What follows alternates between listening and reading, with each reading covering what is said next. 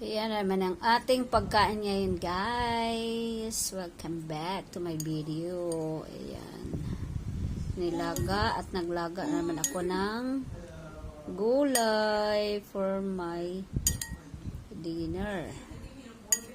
Broccoli, carrots. Yan lang. At saka mayroong mga onion, tomato, lemongrass, ginger.